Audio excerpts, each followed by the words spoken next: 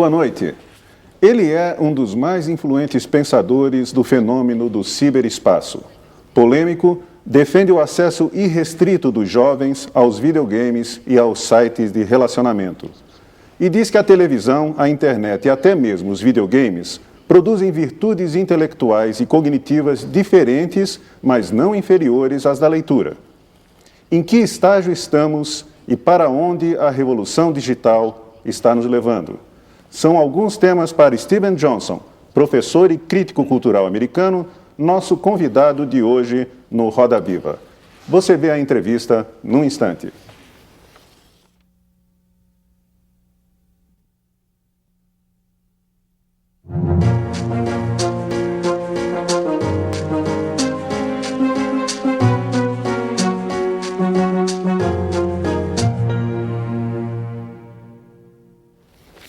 O norte-americano Steven Johnson foi responsável pela premiada revista Feed, uma revista cultural online sobre o comportamento eletrônico.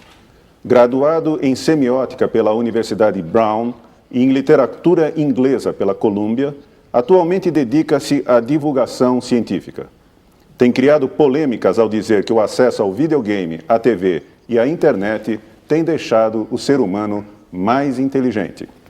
Steven Johnson apresenta dados que apontam que o QI, quociente intelectual médio nos países desenvolvidos e em desenvolvimento, cresceu mais nos últimos 25 anos do que no século XX inteiro.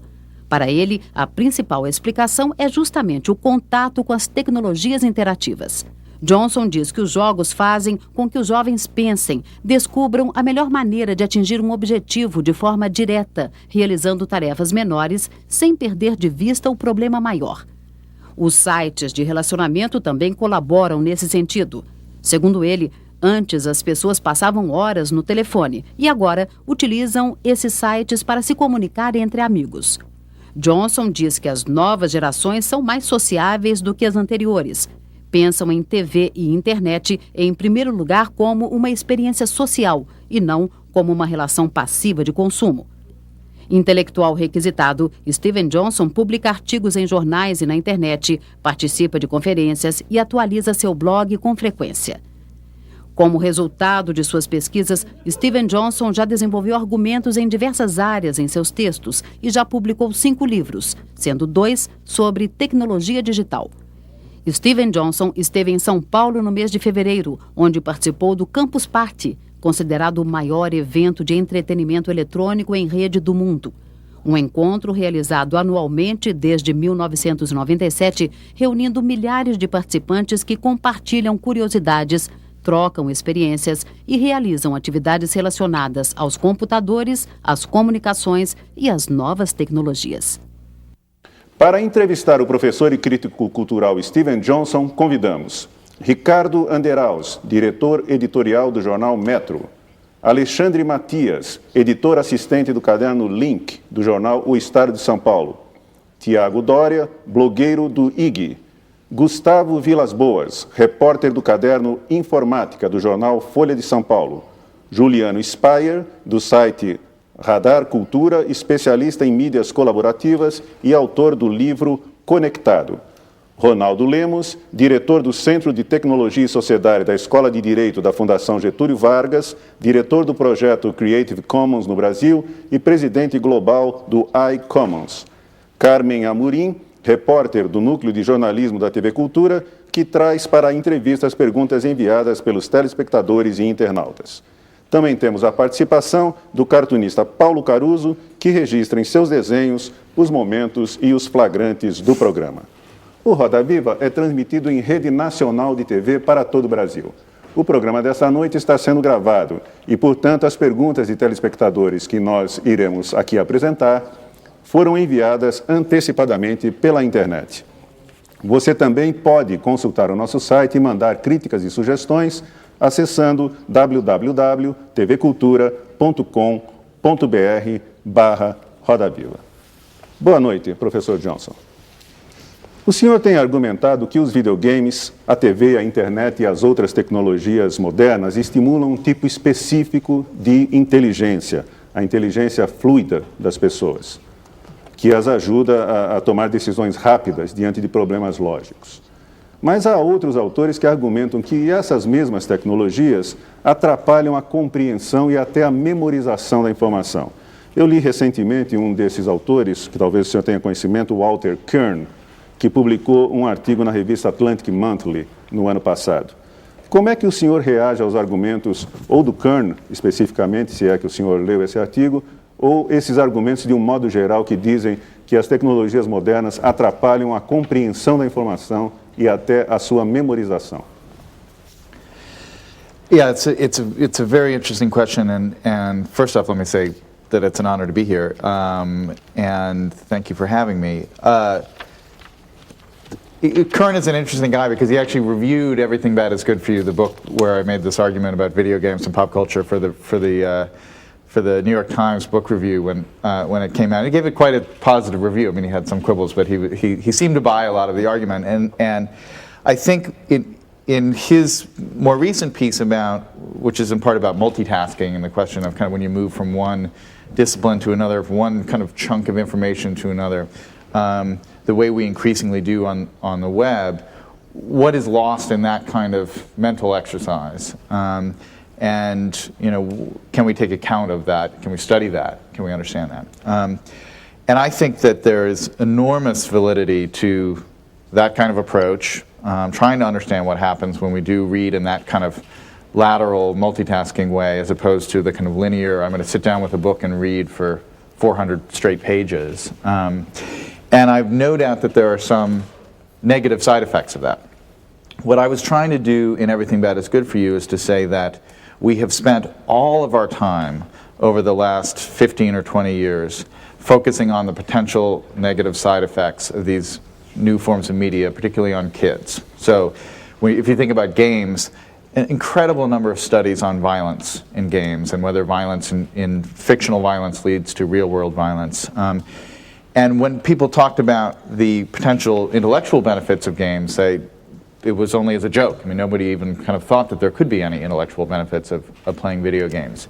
And yet, we accept readily that there are intellectual benefits to games like chess, for instance. Most parents are incredibly proud of their children when they send them off to chess camp, but they talk very critically about their kids sitting around and playing video games. And what I was trying to point out in that book is that over the last 20 years, games have grown up from Pong and Pac-Man and Space Invaders, which were very crude and simple games, to games of incredible cognitive complexity that involve very, kind of rich forms of problem solving.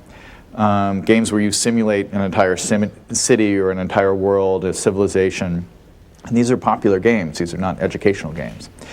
And so that part of the story of where the culture is headed, had just been entirely ignored over that period. And so I wanted to kind of shine some light on it. Now, I do believe that there are undoubtedly going to be some negative side effects as well to this transition. And if we can approach them all in kind of a balanced way, so we're focused both on the positive and the negative side and trying to figure out what we need to do as a culture to make up for that balance, that to me is the important approach. Ricardo? Tudo bem? Já que você começou a falar do lado positivo dos games, eu particularmente tenho crianças pequenas, né? E gosto de jogar videogame com os meus filhos, né? É uma atividade de prazer, a gente compartilha isso. Já a minha esposa, que é educadora, não vê com tão bons olhos. Então, de certa maneira, o debate, vamos dizer assim, que você constrói através dos seus livros, eu acabo vivendo dentro de casa. Mas eu queria saber qual é a tua visão especificamente sobre o grande hit no momento, no mundo dos videogames, que é o console novo da Nintendo, o Wii, né? Porque ele, ao trazer jogos muito fáceis, casuais, que qualquer pessoa pode entrar e começar a jogar, ao contrário dos consoles anteriores, né, está atraindo um público novo, está quebrando resistências. Você acredita que o Wii e o novo tipo de jogabilidade, né, porque é um controle, para quem não conhece, que você mexe com a mão e ele reproduz o movimento, você acredita que ele pode quebrar essas barreiras, quer dizer, ajudar as pessoas a entenderem o outro lado desse universo? We have the exact same debate going in our house right now. I have 3 little kids, and they are crazy about the Nintendo Wii. And of course, given my track record, I'm not allowed to tell them not to play it. In fact, I actively encourage them to play it as much as possible. No, they don't need to be encouraged. Right now, it's interesting, they're playing a very popular game now called Super Mario Galaxy, which is really, I think, just a wonderful game. Incredibly imaginative. It's almost like an old kind of Disney cartoon or something like that. The worlds are wonderfully kind of rendered, and there's just, it's filled with all this interesting problem solving. And the two older boys are going on this kind of adventure together, and they kind of bring me on every now and then to help them solve particularly complicated puzzles. And when they discover new things, they're excited about it. And it's really a sense of exploration, that they're out there kind of moving through this world. And what's added to it, as you point out, which is so important about the Nintendo, is this physical component to the game. Now, there actually are games that are even more physical, where you're doing more gestures. But because you are not just sitting on the couch moving your thumbs or typing on a keyboard, but because, they play the game standing up. In fact, because they're 6 and 5 years old, they just jump up and down the whole time as they're playing it. And so they literally, after they played for 30 minutes, they're sweaty. Like they've gotten a little workout, actually, from playing the game. And so in Everything Bad is Good for You, I actually make a reference to saying, the one criticism that I do accept is that it's not great for kids' physical health, that they're sitting around on the couch too much, and that we should, as a culture, be encouraging kids to go out and run around, and to compensate for the fact that the media is having them sit down more and more. And then the Nintendo Wii comes along and gets everybody off the couch. So it's been great to see. It does go a little bit against, I think you alluded to this as well, it goes against some of the argument in Everything Bad is Good for You that the games are getting more and more complex in terms of the mental problem solving. And one of the things about these games that has proven to be true in their popularity is that they're actually simpler. And I think that's shown that if you make more physical complexity in your motions and what your body does, you can simplify the game and then widen the audience. And suddenly you have 60-year-olds. Apparently it's the thing in all the senior citizen, residential homes where they have 80-year-olds there, and they can't go to the gym really so much anymore. So they're playing Nintendo Wii tennis against each other as a way to stay active. It's great. O Alexandre Matias tem uma pergunta para o senhor. A pergunta que o Ricardo fez anteriormente falava sobre videogame enquanto essa diferença que tem entre gerações de entender que o videogame pode ser uma diversão saudável. Mas os seus pontos em relação, no seu livro Surpreendente, dizem mais respeito à absorção de conhecimento e experiência do que propriamente sobre diversão. E muita gente, principalmente gerações anteriores, tem uma certa dificuldade em perceber que a internet, videogames, enfim, a era digital, ela pode,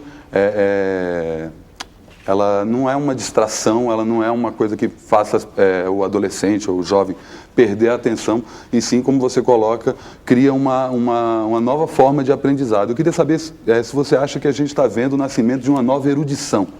Se existe um novo erudito sendo formado que está indo além dos livros e indo nessa outra realidade mais imersiva.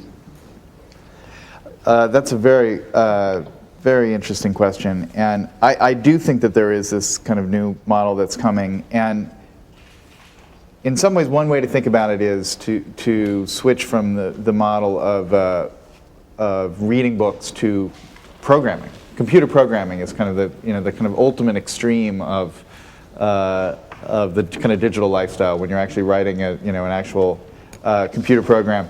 Now, to do that, everybody's ever spent any time kind of programming knows that it is an act of intense mental focus. You really have to, it requires much more focus than reading does. Because not only are you kind of following a language on the screen in this case, but you're inventing that language and you're inventing a set of relationships between these things. And so that is a skill that is both involves the kind of text and numerical kind of focus and concentration that we associate with kind of traditional kind of print culture.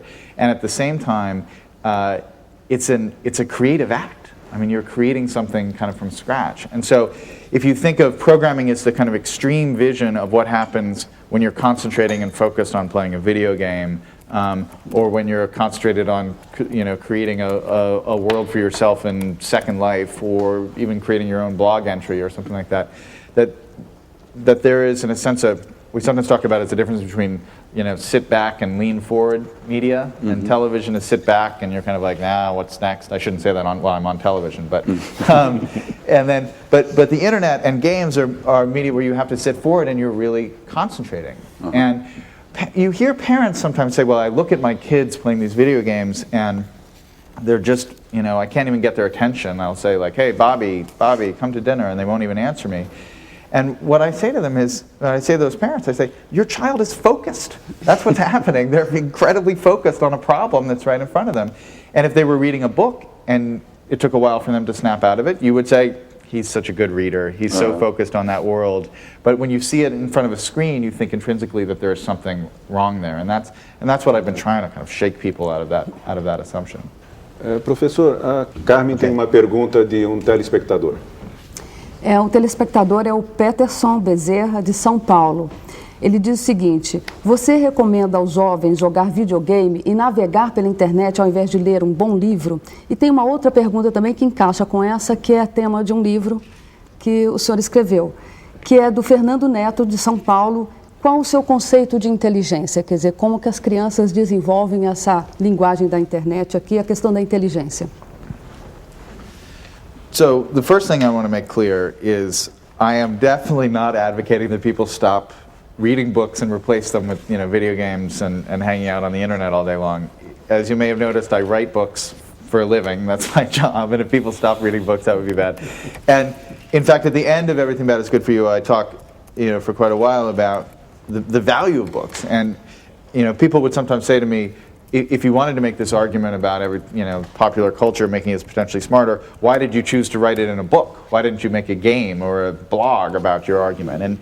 And the answer is because the book is still the greatest form for persuading somebody of a radically different idea. To be able to immerse somebody in your argument, to take them logically, step by step through the points of the argument, and to do it over hundreds of pages. The book does that better than any other form, and the book has a certain cultural resonance still. People pay attention to books in a way that they don't pay attention as much to games. So books have to be an important part of any thinking person's intellectual diet, right? The problem, but what I do feel, in answer to the viewer's question, what I'm arguing for is, in a sense, a balanced media diet, the way we talk a balanced food diet, and kind of mixing the different kind of food groups. And so what I think is we should be able to understand that there are virtues to these new forms, and when the kids are playing games, particularly certain games, there's a lot of value to that. And when they're spending time working on their blog or spending time on Facebook or Orkut or whatever it is, they're not wasting their time there as well. But if they're not reading any books, then that's a problem. They need to be reading books, and they need to be going outside and running around. They need to be doing all those things. And which leads to the opposite point of view, which is that if they are only reading books and they've never spent any time online, I think they need to be encouraged to do that as well. You want it to be a kind of an informed, well-rounded kind of citizen of this new media world. Professor, nós temos que fazer um intervalo agora e nós vamos voltar daqui a um pouquinho com o nosso programa, que hoje à noite tem na plateia Luiz Fernando Maluf, diretor sênior para as Américas da Sun Microsystems, Paula Richa Romano, analista de marketing e tendências digitais, Luli Hadifarer, professor da Escola de Comunicações e Artes da Universidade de São Paulo, e Daniela Nami, assessora de comunicação da Jorge Zahar Editora. Nós voltamos daqui a um instante.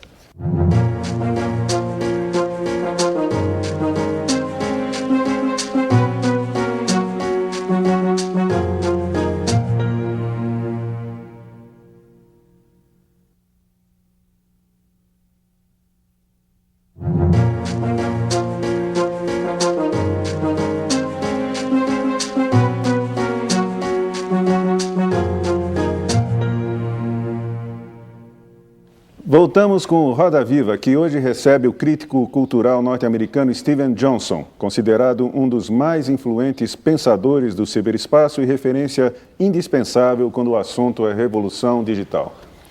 Professor, saindo um pouco do videogames e indo para os sites interativos, Em outubro do ano passado, o New York Times publicou um artigo de uma graduanda da Universidade de Dartmouth, Alice Mathias.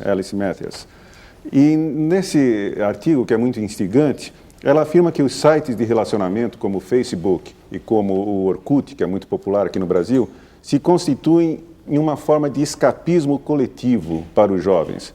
E ela diz que esses sites transformam a vida das pessoas numa espécie de show de realidade, de reality show, em que as pessoas passam a representar a sua vida para o coletivo, abrindo mão da privacidade e transformando problemas pessoais numa espécie de comédia.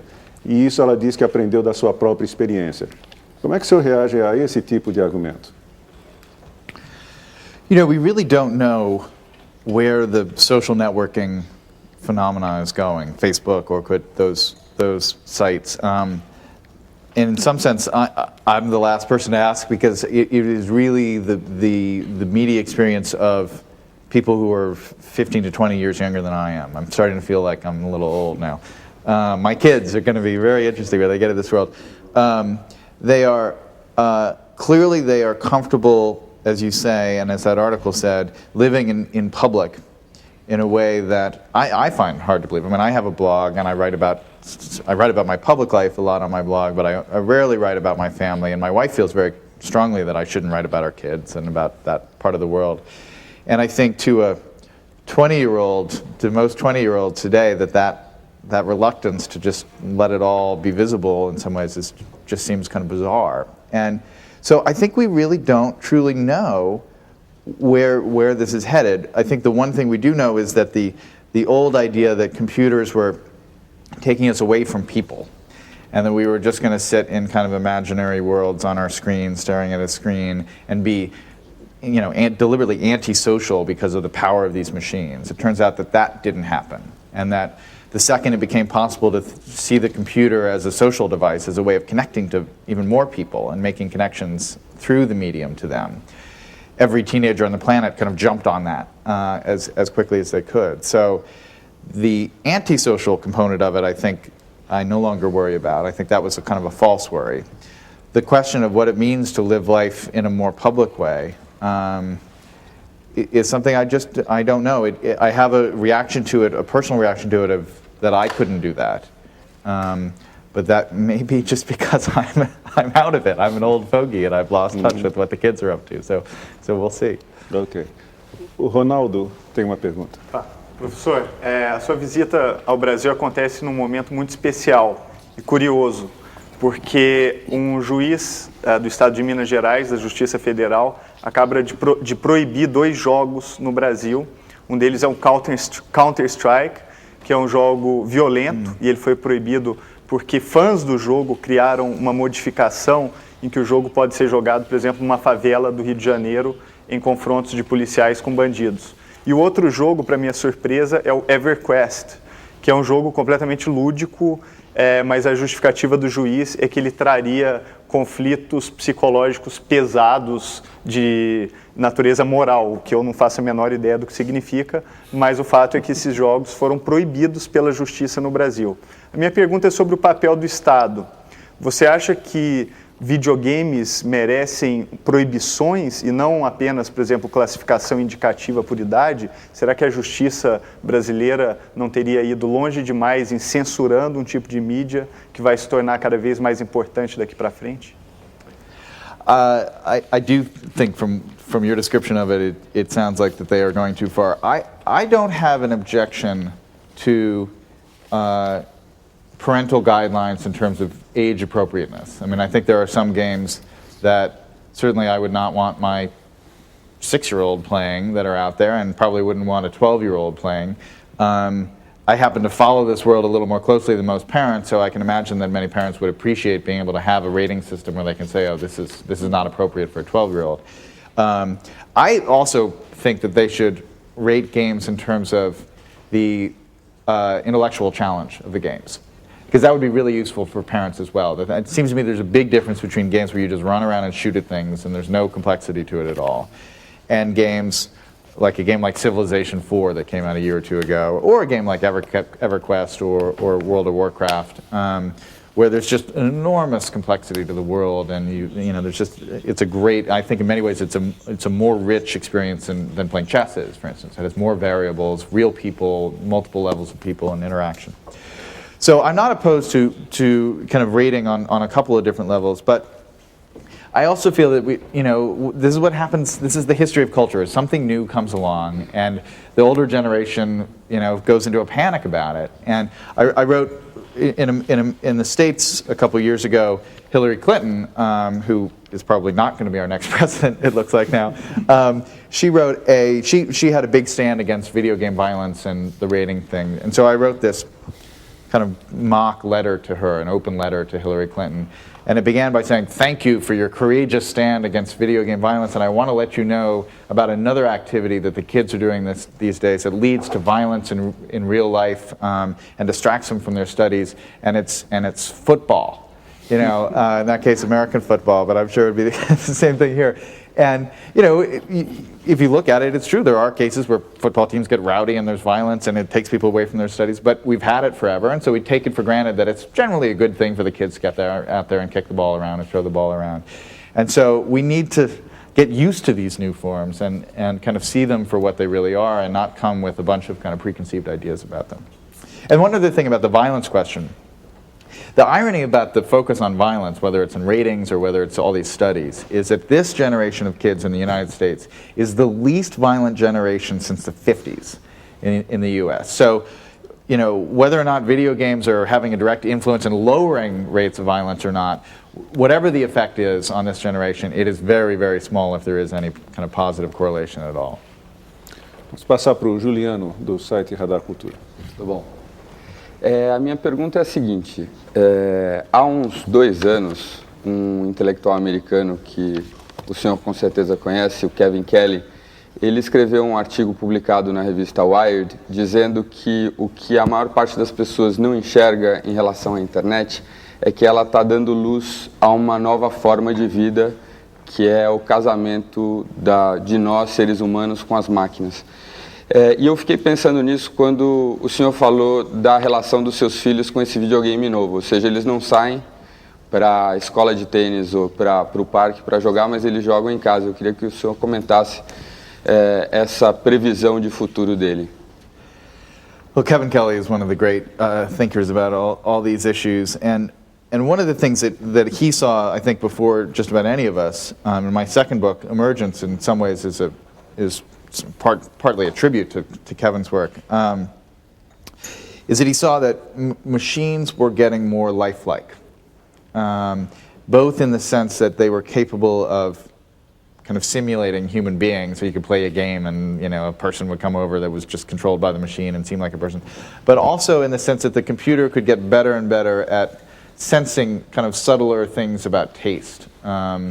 And noticing more complex patterns of kind of meaning and significance. So, he was writing all this kind of before Google. But you think about how good Google has gotten at not only giving you kind of results that you're looking for and really seeming to understand the meaning of pages, but also now in advertising, starting to figure out ways to kind of get advertising targeted to actually your needs. That's why they're such a huge powerhouse now, is because they've started to create ways of creating advertising that is not an interruption. So when you get to that point, suddenly the machine starts to seem much more kind of lifelike. But what's interesting about it is that it didn't happen the way that science fiction thought it was going to happen. In that we didn't build an artificial intelligence that you could go and shake hands with practically and talk to, have a conversation with. We still can't do that. We still can't have a conversation really with a machine.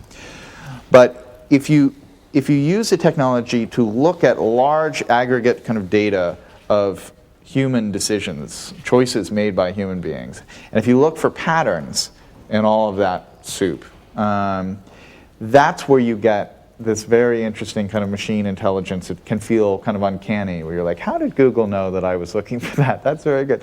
And it's not because the computer itself is smart, but because it's summing up all these smart human decisions and kind of revealing these patterns in those decisions. And Kevin, I think, saw that really before anybody else did. Vamos agora a pergunta do Gustavo Vilas Boas. O senhor fala bastante nos seus artigos de o videogame incentiva certos processos físicos e químicos do cérebro. Eu queria entender um argumento, como ele pode ser uma melhor plataforma para um argumento, um conhecimento prático que a gente usa hoje na sociedade, não para processos físicos e químicos do cérebro. Yeah, so you think about why we teach kids calculus in high school when they go to kind of advanced math. Now, 99% of the kids who actually take a calculus class will never use those skills again in their professional lives, right? But we've accepted the idea that there is something kind of rigorous about exercising the mind in that way, teaching the mind to think in that kind of logical fashion, kind of learn those systems and understand how to kind of deploy them, that is intrinsically kind of good for you, and that's why we bother to teach kids something that is basically an esoteric science that they're never really going to actually use. So what I'm trying to say is, if you think about what goes on mentally in let's say a complex civilization-style game, a simulation game, where you've got potentially thousands of different variables, all of which are interacting with each other. Every change to every variable changes some of the others. You see macro patterns emerging out of all those different interactions. You've got an interface of the software itself that you have to master, and potentially you have other players around the world connected to this system, all of whom have different objectives, who are all trying to figure out how to make this thing work. Now, if you're thinking about what is a better analogy to what actually happens when you join the workforce, and you're actually sitting there at a desk in a large organization with lots of different moving parts and variables and people connected from all around the world trying to figure out how to solve problems together, which is a better kind of training ground for that kind of thinking, that shape of thinking? Is it playing World of Warcraft, or is it memorizing state capitals? It seems to me that the thing that we take for granted, like memorizing the state capitals or even doing high-level math like calculus, I think that we're getting much better kind of cognitive exercise, kind of rehearsing the skills that we're going to need to apply in the real world from playing some of these kind of complex games, as opposed to the things that we take for granted in schools as part of the educational system today. Tiago Dório. Ainda sobre o assunto games, eu gostaria que você comentasse sobre um novo formato que vem sendo utilizado por algumas empresas de mídia no exterior, que são os new games, né? Jogos baseados em notícia, em algum acontecimento que ainda está em curso. Você acha válido apresentar uma notícia, uma informação por meio de um jogo? Oh, the use of news through a game. Well, I'm not sure exactly which. Isso, acho que o New York Times ele até transformou um editorial em um jogo, né? No ano passado. Oh, really? I haven't seen that. Here, I think that there are cases where it could be useful, and then there are cases where it's a gimmick, right? The problem with games and news, and the problem with games and history, really, are that you control the outcome in a game. That's the definition of a game, is that you decide what happens, right?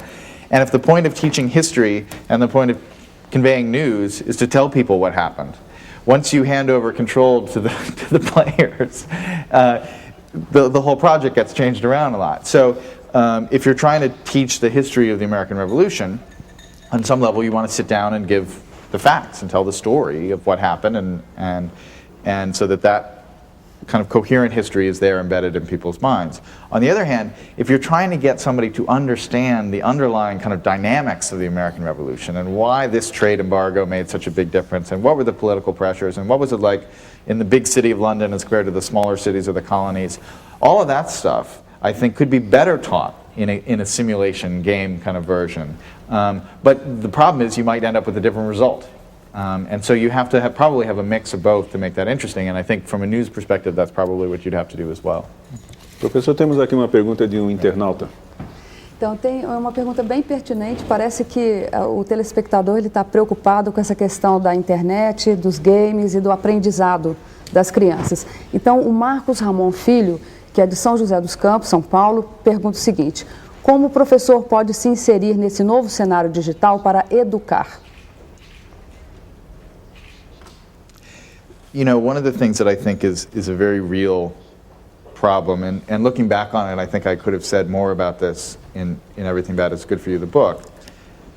We can't underestimate how, in a sense, electric these new forms of media are, and that they people do get pulled into them, and if you're taking the format of a classroom where you're standing in front of a bunch of kids and giving a lecture with a chalkboard behind you, and the competition is building a the Roman Empire again on a screen at home, the chalkboard is going to lose out to the Roman Empire. So the question is, to what extent can we bring a little bit of the Roman Empire into the classroom, and to what extent can we, kind of rethink the structure of the classroom?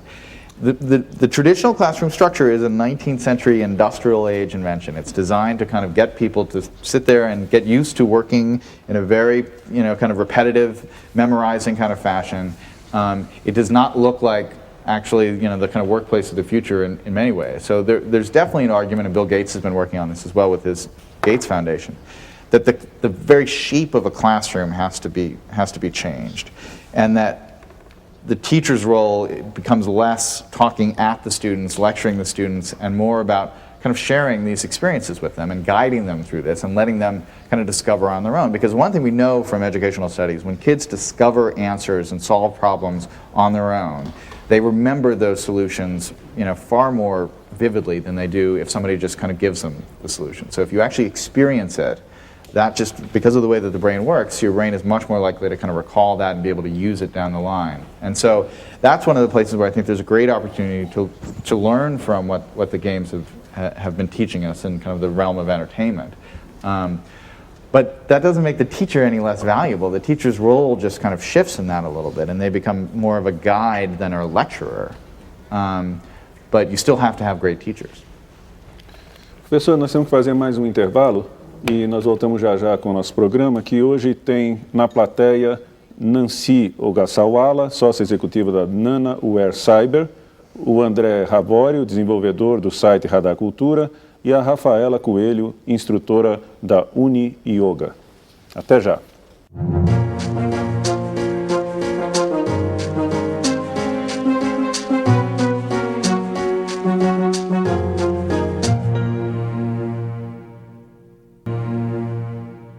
Você acompanha o Roda Viva, a entrevista com o professor e crítico cultural americano Steven Johnson.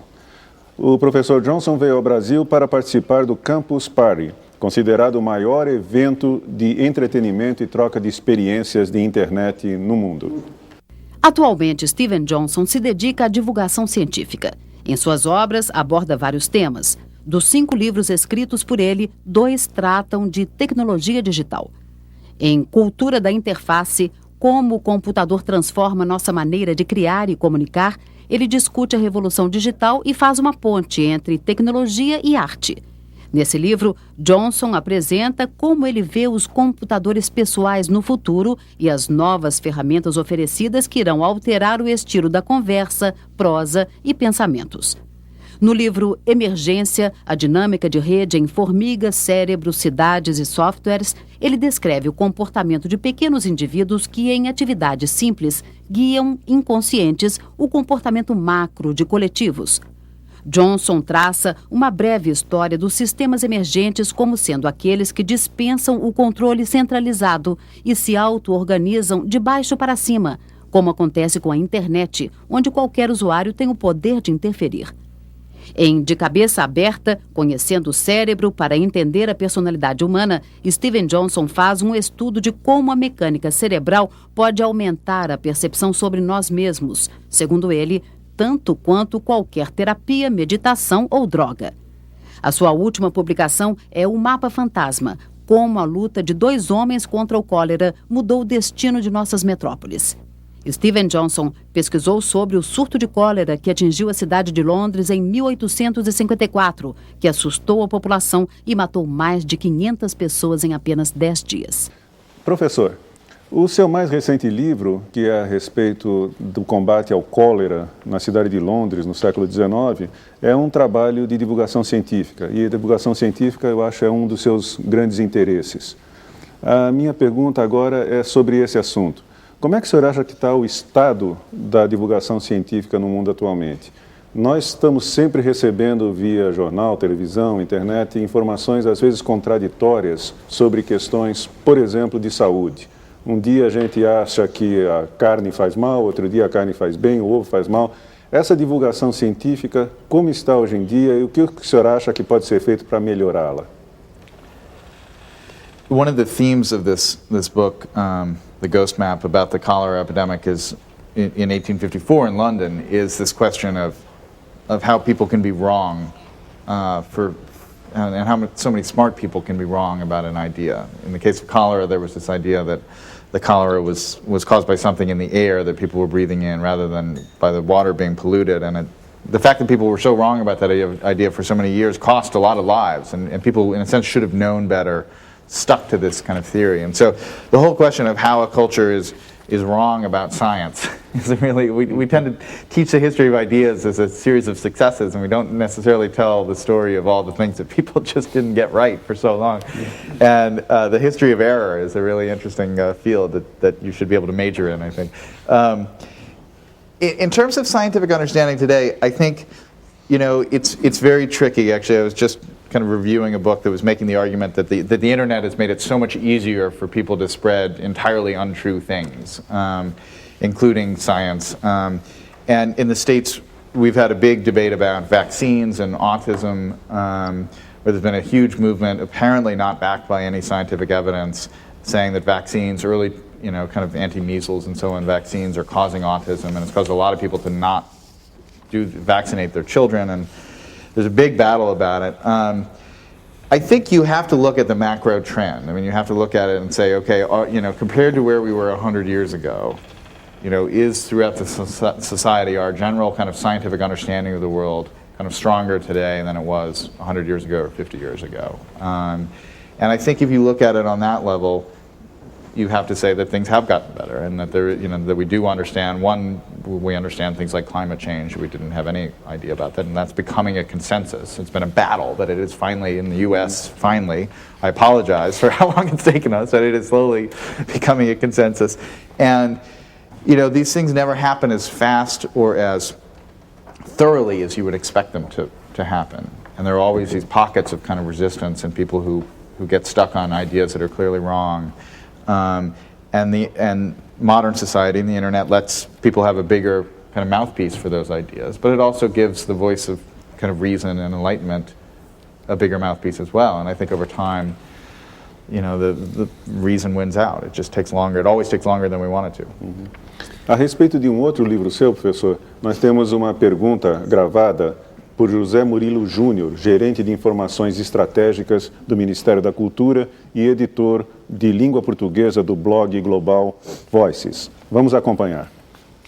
No livro Cultura da Interface, de 1997, você é um dos primeiros a abordar a importância e a abrangência da perspectiva cultural na análise dos impactos que a tecnologia digital vem tendo no nosso dia a dia.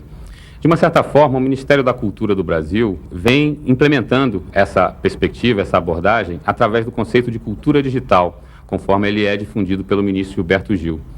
Nesta área, a gente tem implementado os pontos de cultura, que de alguma forma são a prática deste conceito. Em outra frente, nós temos promovido o debate sobre a modernização da Lei de Direitos Autorais, frente ao paradigma da produção colaborativa em rede. A minha pergunta é a seguinte: como você vê a utilização dessa perspectiva transdisciplinar da cultura sobre a inovação tecnológica como fonte de políticas públicas? E, complementando a minha pergunta, eu gostaria de saber se você identifica entre os candidatos à presidência dos Estados Unidos atuais alguém que se aproxima dessa perspectiva cultural sobre a tecnologia. First off, I want to say that book, Interface Culture, my first book, Brazil was one of the first places that translated that book. In fact, to this day, it's the most obscure of all 5 of my books, and so I think it's to Brazil's great credit that they they were one of the first to translate it, and I've always had a special place in my heart for Brazil because of that. I think one of the things that's interesting about the second half of that question about the political candidates, and I know in some of the cultural initiatives down here, the wonderful American legal scholar who started Creative Commons, Larry Lessig, I know he's been down here and has been involved in some of these issues about copyright and ownership and intellectual property, and he's the greatest mind of my generation, certainly on those issues. Lessig was Obama's law professor at Harvard, and so in terms of Obama's kind of awareness of kind of intellectual property and internet issues, my opinion of him is largely based on Lessig's opinion of him, which is incredibly high. And he says that, that Obama was one of the smartest students he'd ever had. And he's published a couple of kind of position papers on what the kind of internet policy will be in the Obama administration, and they seemed extremely smart and savvy. So after 8 years of George Bush, the idea that Larry Lessig would have a student who was one of his most gifted students who could possibly be the next president of the United States seems like a miracle to me. So I'm optimistic on that front, certainly. O Alexandre tem uma pergunta. Os seus livros, todos eles lidam com mais de uma disciplina. O Emergência, que é um dos livros dele, fala de sociedade das formigas, funcionamento do cérebro, como as cidades crescem e desenvolvimento de software. Mas todos eles acabam falando um pouco da transição da era industrial para a era digital. Eu queria saber se esse aspecto multidisciplinar ele é imprescindível na era digital. Você tem que saber transitar entre diferentes assuntos. It's always been just a great passion of mine to try and connect all these different worlds. Yeah. And I was, in a sense, I was trained in the humanities, as a kind of a media critic, and then as somebody who was studying basically the 19th century novel in grad school. And what I found as I was doing all these things is I was in my free time reading all these books about science and technology. And at that point in the late 80s and early 90s, there was in the academic world, in the kind of intellectual world, in the States at least, there was a giant battle between the humanities and the sciences. And deconstruction was the big kind of fashion intellectually in the humanities, and if they talked about science, it was to deconstruct them and to show how they actually weren't true and how they revealed all these hidden biases. And so the scientists hated that, and they thought that they were just being attacked constantly from the humanities side. And it had always occurred to me that there was actually a lot of very interesting things that you could do if you actually had those two groups talk to each other. And so the repeating kind of pattern in all the books, really, one way or another, is to try and kind of bridge that gap and to get these different disciplines to talk to each other. Because I've always felt that, if for instance, if you think about, McLuhan has a famous line about media, which is that basically all forms of media are an extension of our central nervous system, right? And every media theorist ever since McLuhan has kind of taken that line and said, I'm going to think more about media in that way and how it changes our perception of the world. And what I've always thought is, if you're going to take that insight, which I think is a profound insight, you have to also understand how the central nervous system works, right? You have to have a theory of how the brain works and a theory of how media works, and you have to be able to have those two theories talk to each other in some basic way. And so, all along with all the books, I've been trying to kind of bridge those gaps. In the cholera book, there's all this stuff about Dickens, because Dickens is central to that kind of period of time in the way that London kind of made sense of itself in the mid-1850s, and you can't tell a kind of a scientific story of what was happening in an epidemic in London in the poverty of that city at that point without somehow filtering it through the experience the way that Dickens kind of packaged it.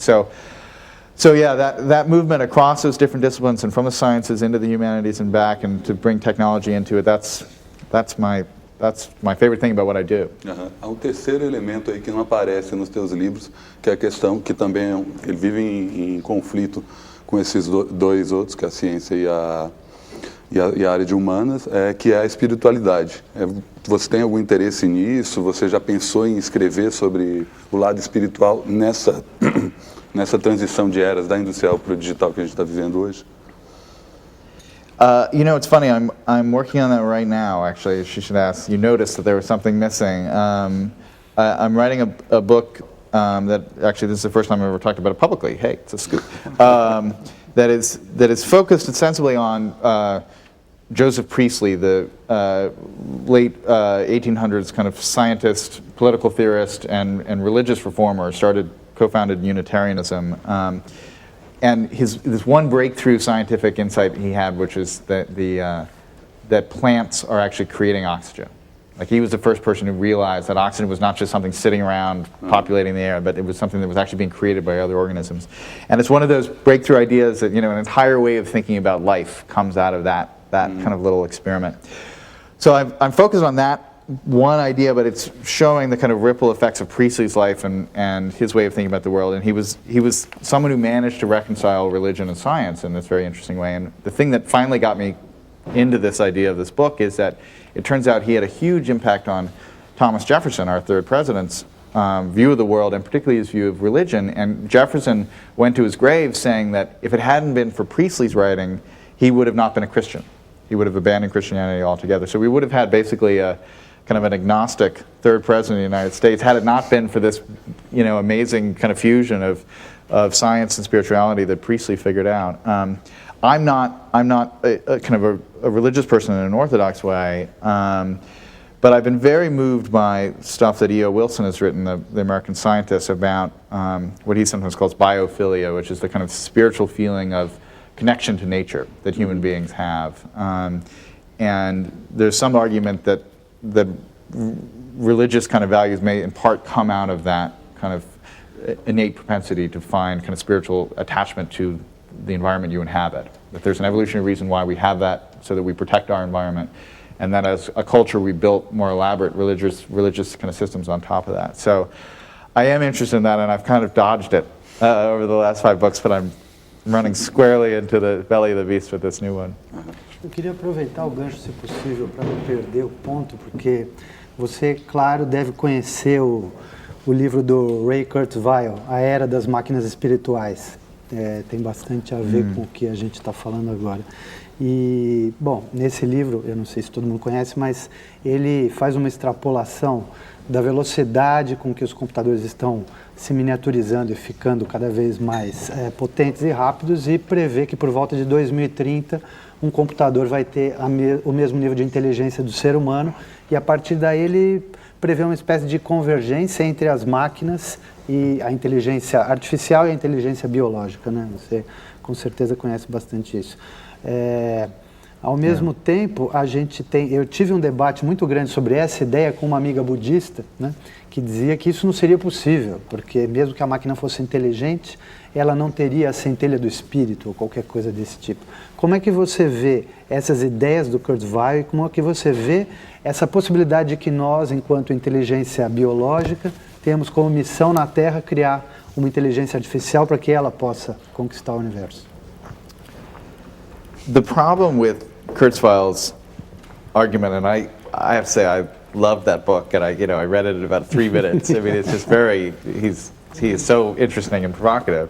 But it is largely predicated on a kind of a pure computational idea of intelligence and consciousness and spirituality. That the brain is just a big computer, and it just has a certain number of kind of nodes that are interconnected with each other, and there's no doubt that, given everything we know about the history of technology, that computers are going to get to that level of interconnectedness.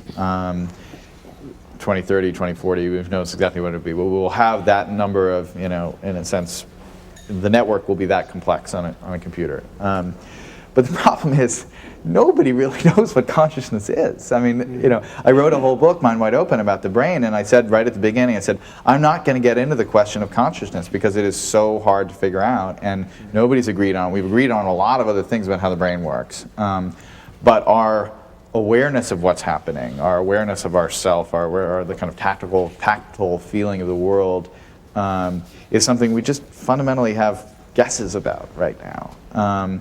And there are some people who think that is just what happens when you plug all those nodes together. You get to a certain scale and spirituality and consciousness just pops out.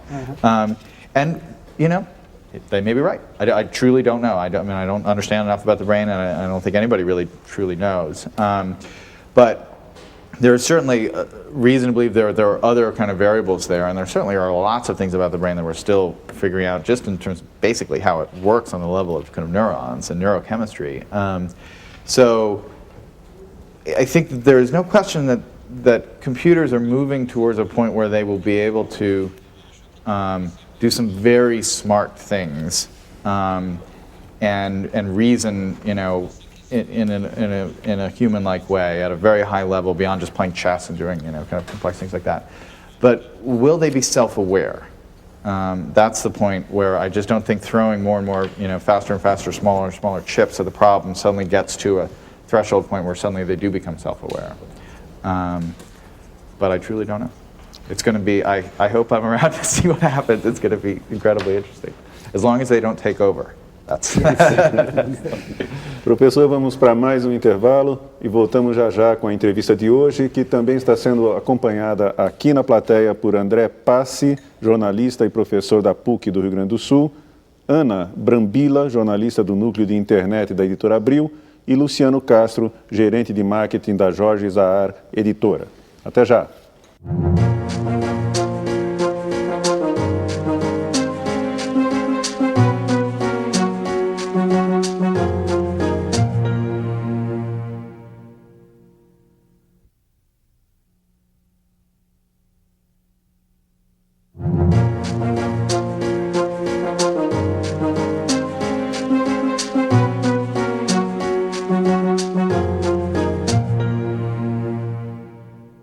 Você acompanha no Roda Viva a entrevista do professor e crítico cultural americano Steven Johnson. Graduado em semiótica e literatura inglesa, ele se dedica atualmente à divulgação científica. É um influente pensador do mundo digital e da comunidade mundial dos computadores. Professor, nós temos uma pergunta gravada pelo jornalista Marcelo Tass a respeito de tecnologia e política. Agora há pouco nós estávamos falando qual seria o melhor presidente dos Estados Unidos entre os candidatos para o mundo da tecnologia, e o Marcelo vai fazer uma pergunta sobre esse tipo de relação aqui no Brasil. Alô, alô, Steven Johnson. Eu não sei se você acompanha a política brasileira, mas os recentes escândalos, todos eles, tiveram alguma ligação com tecnologia. A gente teve o escândalo do painel eletrônico, onde senadores mexeram nos computadores nas votações achando que não iam ser rastreados. Depois o mensalão, onde uma microcâmera jogou imagens de um político recebendo dinheiro para o país inteiro. E agora, mais recentemente, os cartões corporativos, onde as informações de cartões usados pelos políticos vazaram para a internet, provocando de novo um grande escândalo. Eu queria que você me dissesse o seguinte: será que nesta nova era digital, finalmente, os políticos vão ser obrigados a serem honestos? E se você tiver um tempinho, me conta como você consegue atualizar 5 blogs. Eu tenho um e às vezes não dou conta dele. Boa sorte. I don't think I do. I have 5 blogs. I hope I don't have 5 blogs. Yeah, the transparency in politics and the internet, I haven't followed those Brazilian scandals, but, you know, there was, in the last presidential race, there was that whole fascinating episode with what turned out to be forged letters about draft dodging that were presented about Bush, and that basically the letters were revealed to be forgeries by just an army of bloggers around the internet who looked at the typeface. Basically, it was a classic old detective story where you've got the typewriter and it's got the Stucky. In this case, it was Microsoft Word and, you know, Times Roman typeface or something like that. But it showed the power of that kind of transparency and that amateur kind of detective work. If you could take a whole you know, kind of a universe of people with way too much time on their hands sitting around solving this case. A lot of things can happen. People are trying to they're trying to figure out the ways in which the government should be transparent in this age, and we just haven't figured this out at all. The government sits on an immense amount of information, not just in terms of the interdealings of politicians and what they've done and whether they've taken bribes or not, but just the information about the state of the country, the demographics of the country, with taxes, budgets, and things like that. And clearly, we have talk about models that were built in the 19th century. Well, this is, I mean, the way that, things that work still, we just have things are put into these big bound volumes and they kind of sit there, or they're released as a giant PDF and they sit there on the internet. But the idea of making all of the activity of the government a real kind of searchable database, and a database that people can build on top of. This is a really important idea. A lot of what we call the Web 2.0 is built around the idea that people released platforms that other people could then build new applications on top of. So Google created its amazing map software and lets you kind of travel anywhere in the world. But they also released an open kind of programming interface, so anybody could come along and build something on top of that using all that mapping stuff, so they didn't have to spend $35 million to create a whole mapping system, right? The government should be doing that, in a sense, open sourcing its data as well, and saying this is everything we have. we'll open it up to all of you to go out there and see what's relevant and build interesting new applications on top of that. And that's actually what happened back in London in 1854, that one of the key things that made that solving the mystery of cholera possible was that the state had started releasing records of people's deaths with the disease that they had, how old they were, and where they lived. And they just released it to everyone and said, anybody who wants this information can have it, because we're assuming there are going to be some people out there who might be interested in tracking down some medical mystery. And that's exactly what happened. And that's one of the reasons we ended up winning the battle against cholera, in places like London, is because they open sourced all that data. Ronaldo. Professor, é interessante a sua menção no bloco passado do fato de que o Obama foi aluno do Lawrence Lessig em Harvard. Até é bom lembrar que ele também foi aluno do Roberto Mangabeira Unger, que é hoje ministro de planejamento de longo prazo do governo Lula. Então, curioso o que esse coquetel de influências vai gerar se o Obama viesse eleito. Mas a minha pergunta tem a ver com o seu trabalho sobre emergência, emergence, em que você previu, de certa maneira, tudo isso que foi acontecer sobre a chamada web colaborativa ou a inteligência do coletivo, a inteligência coletiva, que se concretizou em sites como a Wikipedia e vários outros. O próprio software livre é um exemplo de inteligência coletiva. A minha pergunta é a seguinte: quais são os limites dessa inteligência coletiva? Será que você não precisa ter também um pouco de controle, um pouco de centro, balanceando essa inteligência coletiva, ou a inteligência coletiva, como acreditava, por exemplo, Howard Rheingold, durante os anos 90 todo, era suficiente e não precisava de centro nenhum? First off, in terms of my ability to predict the future, with respect to emergence, one of the funny things about that book is that I wrote that book in basically 1999 as the country was headed towards the 2000 election. And what I predicted was going to happen, although I didn't write this in the book, but what was happening in my mind was that Al Gore was going to win that. And it was a very Al Gore-like book. It was the kind of stuff that Gore was into. I knew that Gore would read it for various reasons. And so I thought, Gore's going to get elected, and Emergence is going to be the kind of in-house, intellectual book for the Gore White House. And then that didn't happen at all. But then 9/11 happened, and all of a sudden people were talking about swarm networks and terrorist cells and decentralized systems, all the themes that were there in Emergence. And so I started getting these calls from the CIA and the Homeland Security people and the Department of Defense saying, your book is being widely read inside the Bush Department of Defense. And I thought, this is not what I wanted to happen at all. How did this happen to me? So you don't always, that's the thing about books, you just don't control them. They're like your children. You've got to push them out in the world and they go off and do these terrible things to you. But in terms of the limits of collective intelligence, I think that the issue that I would point to is how capable is swarm intelligence, Wikipedia, how capable is it of breakthrough ideas? We were talking about Joseph Priestley and that insight, changes the world in all these ways. Jon Snow, the hero of the Ghost Map, changes the world by having this insight about cholera.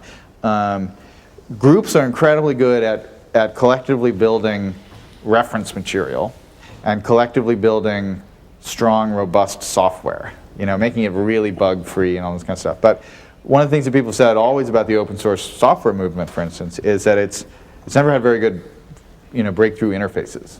Like there's, the equivalent of what Steve Jobs does, on his spare weekend, compared to what has happened in, the Linux community and open source over the years. That kind of like, wow, I never thought we could design a phone this way. That's a brilliant new idea. It changes everything we thought about a phone. That doesn't seem to naturally come out of collective kind of bottom-up systems the way it does out of something like Apple, which is an incredibly top-down company. And that's one of the ironies of Apple, is that it's the most, now with Google, become the most kind of influential technology company of our time. And it goes against all of our principles about bottom-up, Web 2.0, swarm intelligence, collective intelligence. So, and I think it's because really breakthrough innovation is something that is harder to find in those environments. I don't think it's impossible, but I think, and I have some ideas about how you get it, but I think it's not something that comes naturally to those systems the way we've designed them to date. Juliano. É uma pergunta rápida, todo mundo quer terminar o bloco perguntando. A pergunta é a seguinte: Você dedicou os seus 2 primeiros livros à internet. A internet era um assunto que aparecia ali com bastante frequência. E depois você foi para jogos e de jogos para questões neurológicas e agora para o cólera. A internet deixou de te interessar? Você acha que esse assunto já rendeu o que tinha para render? Ou você enxerga alguma coisa interessante acontecendo por aí? You know, it's interesting that there is a bit in Ghost Map near the end in the cholera book where I talk about some of the systems that were happening in London in the 1850s, how they connect to what's happening on the web. And the project that I alluded to before, Outside.in, that I started is very much a web project. It sits on the web. It uses the Google Maps system I was talking about before, and it's trying to do something, I think, pretty cutting edge on the web. So I feel like my brain is still very much in the middle of the web because I'm trying to solve this problem in terms of building something, not in terms of writing a book. But if I've started to write a little bit less about the internet, it's because the climate has changed in a sense, in that there are a lot more people now who do the kind of stuff that I do, or that I did. And so when I was writing interface culture and trying to write about the internet in a cultural way, and to write about it in terms of meaning and significance and symbolic value, and not just in terms of, is this going to help me, you know, communicate with my grandmother better, or, you know, pay my taxes on time. It was a much smaller space. There were just many other people. I mean, there was Kevin Kelly and some of the people at Wired, which Kevin Kelly co-founded, and a few, Howard Rheingold, a few other people out there who were thinking that way. But I felt like I had the field practically to myself. The disadvantage of that is that when you told people you were writing a book about interface design and, you know, Dickens, people looked at you kind of blankly, and you know, nowadays they'd be like, oh sure, I've already read that book, I think. So I feel like, in particular, if you look at the blogosphere, there's so many very smart people who are out there. When somebody does something interesting new on the internet, they can analyze what it's going to mean, how it's going to change things, what it might do to politics, what it might do to intellectual property, all these interesting issues. I feel like there are a lot of smart people thinking about these problems, and so my natural inclination is to say, great, you guys have got it under control. I'm going to move over and start thinking about some other things. And personally, as a writer, it's been fun. These last 2 books, the one I'm writing now and the Ghost Map, both have stories. They both have historical stories. And I really enjoyed that process of writing a book that was, in a sense, an idea book wrapped around a narrative. Like that was something new. And the second I started doing it, I thought, I can't believe it's taken me this long to decide to write in this format, because I think it's a pretty winning format. So that's another reason why I've shifted a little bit away from the net in my writings. Gustavo? Bom, eu queria falar um pouco sobre divisão digital. Com certeza, a cultura da informação hoje torna as pessoas, dão essas novas qualidades, funciona como um incentivo mental, como para se desenvolver. Só que a gente tem, por exemplo, 6 vezes mais penetração de internet nos países desenvolvidos do que nos não desenvolvidos. No Brasil, há 2 anos, 66% da população nunca tinha usado a internet. O senhor acha que é um problema urgente, e que esferas tem que atuar para resolver esse problema? And Brazil is also a very wired country compared to other countries in the region, right? So it's an issue. I mean, it's an issue inside of the United States, and it's an issue kind of globally. What we've seen inside of the United States is that the digital divide has been closing at an incredible clip. So the adoption of the computers and internet, kind of, if you start the clock at kind of 1995, is moving much faster than television was from, say, 55 to 65. And we now, in America, live in a society where everyone has a television, basically. And so it's reasonable to expect that we're moving very quickly towards that level in the U.S. But you know, you can't underestimate how important it is, if you believe all these things that we've been talking about the importance of that kind of connection and the mental exercise that you get, and just participating in the world that's coming, this new kind of emerging world, to not have access to those tools. You know, at some level with television, you could argue that people were maybe better off for not sometimes having access to all the TV that was out there. Having grown up with television in the U.S. in the 70s, which was pretty awful. Sometimes I wish we hadn't had a TV in our house, but I think that the internet obviously has a mix of things on it, and there's the worst stuff you've ever seen and the best stuff you've ever seen. But on the whole, I think we all agree that it's a force for good. So, I think this is a classic case of where the state has to have a role. I mean, the markets just aren't naturally going to do. The markets are very good at getting this stuff cheap, and they're going to continue to do that. And it's going to get cheaper and cheaper. Computers are going to get cheaper and cheaper with more and more power, and we're clearly going to things that would have cost $5,000 10 years ago now cost $500. So that's going to happen, but there has to be, kind of a supplementary effort by the state to make sure that those things are out there. And I completely support these, new, one laptop, one child kind of initiatives, $100 machines. I don't know whose model is best. I haven't looked into it that closely. Negroponte has one. There are kind of a couple of other competitors out there, but that seems to me to be a really kind of valiant part of it as well. So it is a big issue, and but I guess I feel that the last 10 years in the States, it was a much bigger issue 10 years ago in the States, and people don't talk about it that much because it really has closed over that period of time. Even though the income gap in the States has gotten much worse, and we have a big income, we have a runaway income gap problem. But our digital divide problem is actually narrowed to the point of not being such a big deal anymore. Professor, nós estamos no finzinho do programa, temos um minutinho, eu vou fazer a última pergunta. O senhor, seus filhos são ainda pequenos, mas o grande dilema, acho que de muitos pais dessa geração, é o que fazer com o computador e os filhos. O senhor já tem algum tipo de regra em casa para quanto tempo eles podem ficar no computador? O senhor pretende estabelecer algum tipo de limite de tempo de computador para os seus filhos quando tiverem 15, 16 anos? Como é que o senhor e a sua esposa estão resolvendo esse problema? I sometimes joke that when my kids are 15 or 16, I'm going to write a sequel to Everything Bad is Good for You called, you know what, forget what I said last time. We have started to set rules with the Nintendo because they have gotten so into this game, and so we have fixed times. They can only play for 30 minutes before dinner, and then they can play a little bit more on a weekend morning. Because they will get pulled into it, and I certainly have not been saying if you're the kind of parent who has said, go ahead, play World of Warcraft for 6 straight hours, every weekend. You need to be a parent and rein your kids in. Just as if your kid is just sitting there locked in their room playing chess with themselves for 6 hours, you need to kind of rein them in. So it is about balance, but as I said, it's about trying to see these things as kind of a balanced diet. And if you don't understand the nutrients in this new food group, if you don't understand what's of value there, then you're never going to be able to get the right balance. So that's, I think, my biggest message to parents. Muito bem, professor. Muito obrigado. Roda Viva está chegando ao seu final. Queremos agradecer a presença do professor Steven Johnson, da nossa bancada de entrevistadores, as pessoas que estão aqui na plateia e também a sua atenção, telespectador.